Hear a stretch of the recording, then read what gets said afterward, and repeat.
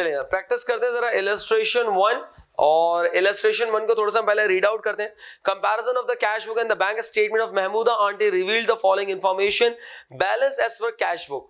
मेरे पास यहाँ पे कैश बुक का बैलेंस दे रहा है first of all that is 12,000. तो मैं यहाँ पे 12,000 लिख देता हूँ. कैश बुक का बैलेंस है that is 12,000 and balance as per bank statement that is 37,000. तो 37,000 का हमने बैंक स्टेटमेंट का बैलेंस लिख दिया. आइडियली दोनों बैलेंसेस टैली होने चाहिए, इक्वल होने चाहिए, लेकिन नहीं है.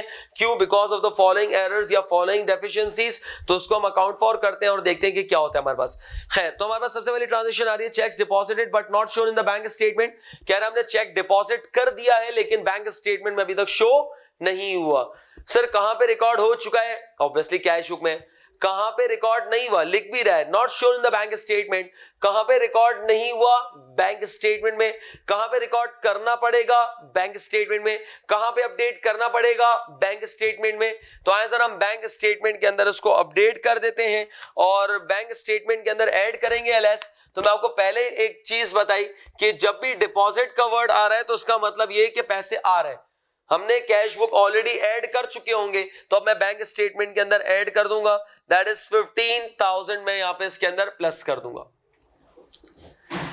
नेक्स्ट फिर कह रहा है cheques issued but not presented. Cheque issue कर दिए लेकिन अभी तक प्रेजेंट नहीं हुए. इसका मतलब मैं रिकॉर्ड कर चुका हूं. कहां पे रिकॉर्ड कर चुका हूं? कैश बुक में. इश्यू कर दिया मैंने, रिकॉर्ड कर लिया होगा कैश बुक में, लेकिन बट नॉट प्रेजेंटेड. अभी तक प्रेजेंट नहीं हुए. कहां पर? बैंक में प्रेजेंट नहीं हुए. तो इसका मतलब ये अपडेट हो चुका है. कहां पर? कैश बुक में. अब अपडेट करना पड़ेगा. कहां पर अपडेट करना पड़ेगा? बैंक स्टेटमेंट के अंदर. तो ये आपके पास कहलाता है अनप्रेजेंटेड चेक्स. ये जो पहला वाला था ये कहलाता है अनक्लियर्ड चेक्स. अनक्लियर्ड चेक्स भी कह सकते हैं या डिपॉजिट इन ट्रांजिट भी कह सकते हैं. और ये जो अब सेकंड आ रहा है that is known as what? Unpresented cheques. और उसको हम प्लस करेंगे माइनस करेंगे? जी बिल्कुल, इसको माइनस कर देंगे. कितने से? That is with the amount of 32,000. क्या ये बात समझ आ रही है इसके अंदर? नेक्स्ट फिर कह रहा है direct deposit by customer in a bank. Customer ने आपके अकाउंट में डिपॉजिट करा दिया तो उसका मतलब ये अपडेट हो चुका है. कहां पर? बैंक में. अब अपडेट करना पड़ेगा. कहां पर? कैश बुक में. तो उसका मतलब हम करेंगे क्या?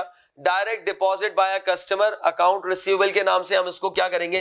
कैश बुक के अंदर प्लस कर देंगे कि बैंक स्टेटमेंट ऑलरेडी अपडेटेड है तो मैंने कैश बुक को अपडेट कर दिया. अच्छा, fourth transaction dishonoured cheque 1500 bounce हो गया. चेक रिटर्न हो गया. मैंने आपसे कहा था रिटर्न चेक की एडजस्टमेंट हम सिर्फ कैश बुक में करते हैं. क्यों? क्योंकि जब चेक रिटर्न हो रहा है तो बैंक वाले ने ना पहले कोई ट्रांजैक्शन रिकॉर्ड की थी ना अब करेगा. तो इसका मतलब मुझे अपना चेक जो डिसऑनर हुआ है मुझे अपना कैश बुक का बैलेंस कैश बुक का बैलेंस कम करना पड़ेगा. यानी कि माइनस कर दूंगा. कितने से? 1500 से मैं कैश बुक का बैलेंस माइनस कर दूंगा और अकाउंट रिसीवेबल का बैलेंस बढ़ा दूंगा. तो अकाउंट रिसीवेबल के नाम से मैंने यहां पर 1500 से माइनस कर दिया. Bank service charges. बैंक ने कुछ सर्विस चार्जेस डिडक्ट किए. अच्छा, बैंक जब सर्विस चार्ज डिडक्ट कर चुका है तो ऑलरेडी बैंक स्टेटमेंट अपडेटेड होगी. मुझे अपनी कैश बुक को अपडेट करना पड़ेगा. तो मैं यहाँ पे बैंक चार्जेस के नाम से अपडेट कर दूंगा. प्लस करूंगा या माइनस? ऑब्वियसली बैंक वाले ने माइनस किया होगा तो मैं यहां पर भी इसको माइनस ही कर दूंगा. That is 500. Last transaction profit given by bank. Bank ने आपको प्रॉफिट दिया है. जब बैंक ने आपको प्रॉफिट दिया तो उसका मतलब बैंक स्टेटमेंट तो बढ़ चुकी होगी. अब मुझे अपडेट कहां पे करना पड़ेगा? कैश बुक के अंदर अपडेट करना पड़ेगा और मैं प्रॉफिट के नाम से इसको ऐड कर दूंगा. That is 2000. चले, और कोई ट्रांजैक्शन नहीं है. अपडेटेड बैलेंस कैलकुलेट करते हैं जरा. अपडेटेड या एडजस्टेड बैलेंस कैलकुलेट कर लेते हैं. क्या है हमारे पास? That is 12,000 plus 8,000. 12,000 plus 8,000 minus 1500 minus 500 and plus 2,000. That is 20,000. 20,000 का हमारे पास adjusted balance of cash book है और बैंक स्टेटमेंट का भी करके देख ले. यही 20,000 ही आ रहा होगा. तो 20,000 adjusted balance of bank statement. तो ये मेरे पास क्या गया? That is adjusted balances. अच्छा, ये जो आपके पास बैलेंस था 12,000 ये क्या था? ये कहलाता है अनएडजस्टेड बैलेंसेस. ये क्या कहलाते हैं? ये कहलाते हैं अनएडजस्टेड बैलेंसेस. यानी कि वो बैलेंसेस है जो अनएडजस्टेड है या नॉर्मली इसको ओरिजिनल बैलेंस भी कहा जाता है. क्या मतलब? सर आप माने या ना माने, ये जो आपके पास 12,000 और 37,000 है, ये क्या है? ये ओरिजिनल बैलेंस है। गलत ही सही, लेकिन हकीकत अभी यही है। अब हम उसको एडजस्ट कर रहे हैं, लेकिन ओरिजिनल बैलेंस या अनएडजस्टेड बैलेंस का मतलब क्या है? That is the balance before adjustments. क्या ये बात समझ आ रही है इसके अंदर? तो ये हमने यहाँ पे एडजस्ट कर दिया। अब इसका दूसरा पार्ट भी है, दैट इज आपने एंट्रीज बनानी है। पहली बात याद रखिएगा, बैंक स्टेटमेंट मेरे कंट्रोल में नहीं है। बैंक स्टेटमेंट मैं नहीं बना रहा, बैंक वाला बना रहा है, तो उसका मतलब बैंक स्टेटमेंट मेरे कंट्रोल में नहीं है। बैंक स्टेटमेंट की एंट्रीज नहीं बनेंगी, पहली बात।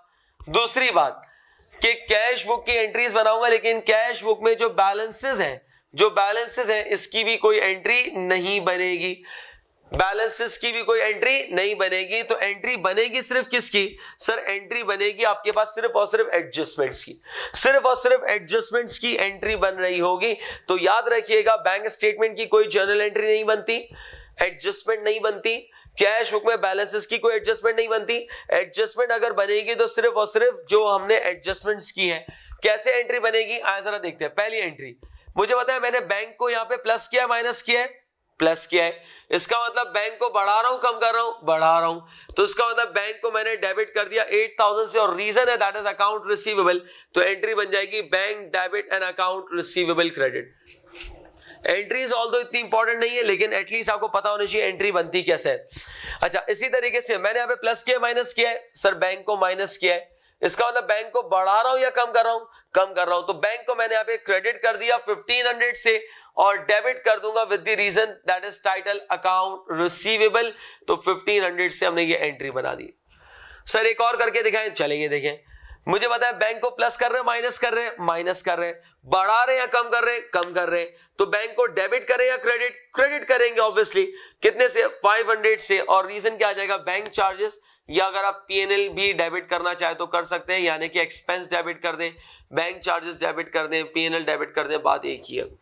लास्ट 2000 प्लस कर रहे हैं, माइनस प्लस कर रहे हैं, बैंक बढ़ रहा है, कम हो रहा है, बढ़ रहा है, तो बैंक को डेबिट करेंगे, क्रेडिट डेबिट। तो हमने बैंक को डेबिट कर दिया 2000 से, और प्रॉफिट के नाम से या रेवेन्यू के नाम से हम यहाँ पे क्रेडिट कर देंगे 2000 से। तो बैंक डेबिट और प्रॉफिट क्रेडिट, और बैलेंस की कोई एडजस्टमेंट नहीं बनती। तो ये हमने यहाँ पे इसके एंट्रीज बना ली। So that was the illustration 1, जिसके अंदर हमने पहले बैंक रिकंसिलिएशन स्टेटमेंट बनाई, यानी कि कैश बुक और बैंक स्टेटमेंट के बैलेंसेस को रिकंसाइल किया, एंड देन फिर हमने एडजस्टमेंट की। अब आप करेंगे इलस्ट्रेशन 2, खुद से ट्राई कीजिएगा, एंड देन फिर वीडियो को वॉच जरूर कर लीजिएगा, ताकि आप चेक कर सकें आपने सही किया या नहीं किया।